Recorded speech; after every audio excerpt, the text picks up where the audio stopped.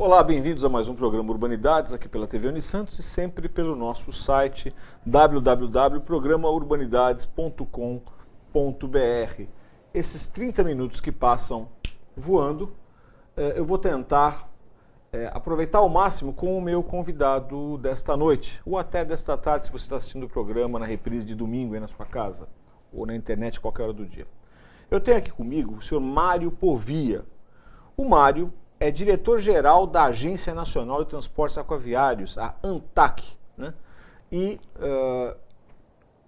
como a gente está na cidade de Santos, no maior porto da América Latina, que quer preservar essa posição, esse renome, e para isso precisa sempre planejar e desenvolver ações que façam ele compatível com o que acontece no mundo em termos de transporte aquaviário, eu acho que a presença do Mário Povia aqui na Universidade Católica de Santos para um evento que aconteceu, infelizmente, para você que está em casa no dia 26 do mês de maio, né, que é quando estamos gravando o programa, foi muito representativo. Então a gente vai falar um pouco sobre esse tema, que é a questão dos portos e a expansão deles e os desafios, e eu espero que vocês aí curtam.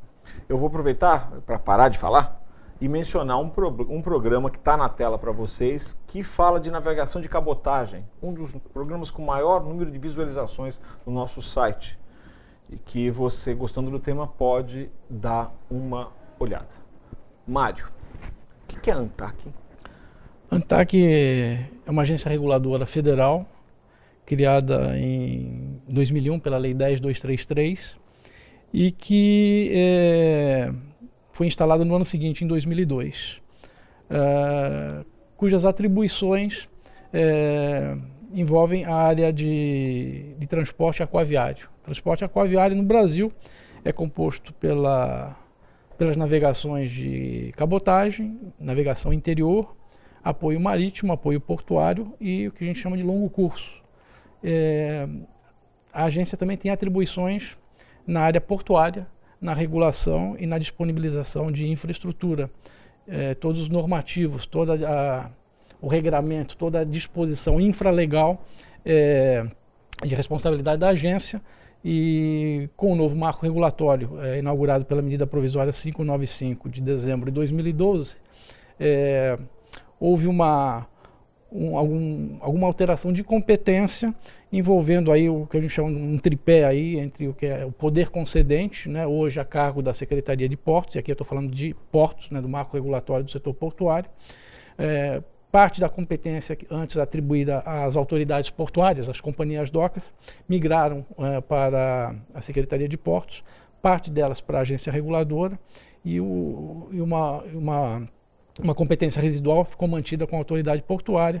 Isso a gente pode depois explicar mais a miúde, se for o caso. Para ficar um bate-papo, e não ficar uma coisa hipertécnica, que é o meu maior medo, entender isso. Qual é a linha que divide as funções da Secretaria dos Portos e a ANTAQ? Não, uma boa pergunta. Então, como toda atribuição ministerial difere da atribuição da agência reguladora, acho que esse é o pano de fundo, né?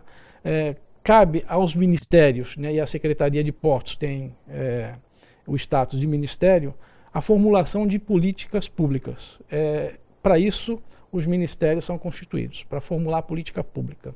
E a agência reguladora, então, está o poder de polícia, ou seja, para fiscalizar, para multar e para assegurar a implementação dessas políticas públicas. Então, vamos dizer que é um braço executivo, não no sentido de fazer obras, mas no sentido de fazer acontecer o planejado, o previsto pelo Ministério. Claro. É mais ou menos essa lógica, né, que tem entre formular a política pública e implementar a política pública. E também, de certa forma, monitorar para que ela seja seguida à risca aquilo que foi determinado. Exatamente, né? Isso, exatamente.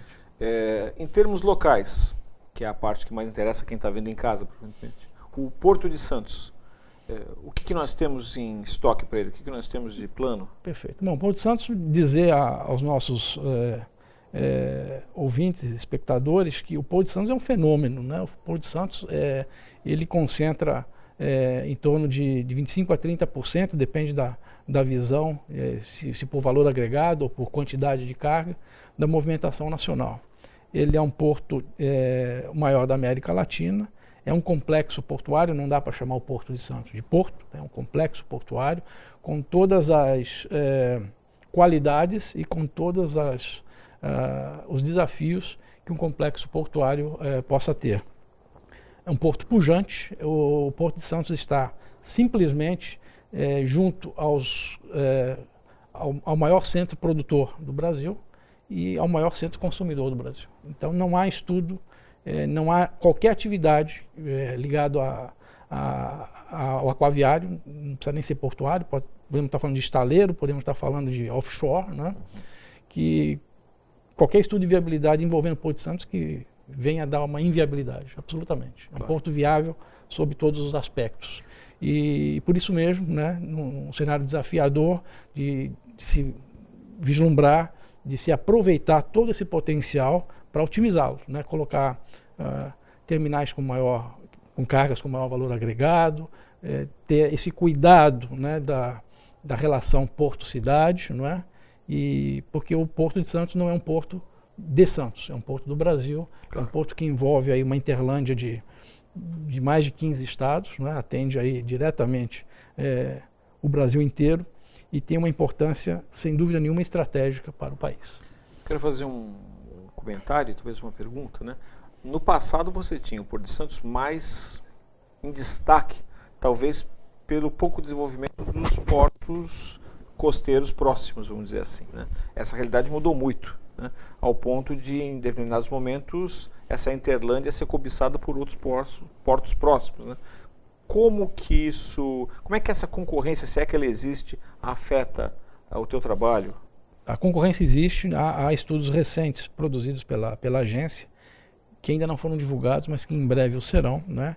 Exatamente envolvendo a concorrência intraportos e interportos, né? Ou seja, dentro do próprio porto, como está a concorrência, e entre os portos, como ela se opera.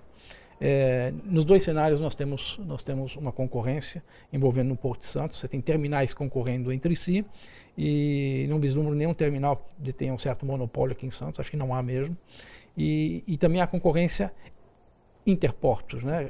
Santos com Paranaguá, Santos com Vitória, Santos com São Sebastião, por exemplo, né? Então essa concorrência ela existe e é uma concorrência, sempre que você utilizar a palavra concorrência e olhar para esta palavra sob a ótica regulatória, ela é uma coisa bem-vinda, né? A agência reguladora busca estimular sempre a competitividade, o ambiente concorrencial. O monopólio, ele onera muito a atividade regulatória. Qualquer monopólio, qualquer oligopólio constituído vai gerar uma energia muito grande por parte da agência regulatória, que a gente chama de custo regulatório muito grande. Para quê? Para que aquele monopolista ou para aquele oligopólio não promova, não pratique, né, abuso de poder econômico. A gente tem que tutelar muito isso. Sem contar que você acaba distribuindo o desenvolvimento ao longo dessa estrutura. Mas não vamos comentar isso mais agora, porque precisa acabar o bloco. A gente volta daqui a um minuto para falar um pouco também do o que é a nona Pianchi Copedec, cujo evento preparatório motivou a vinda do Mário aqui à Universidade Católica de Santos. A gente já volta aí.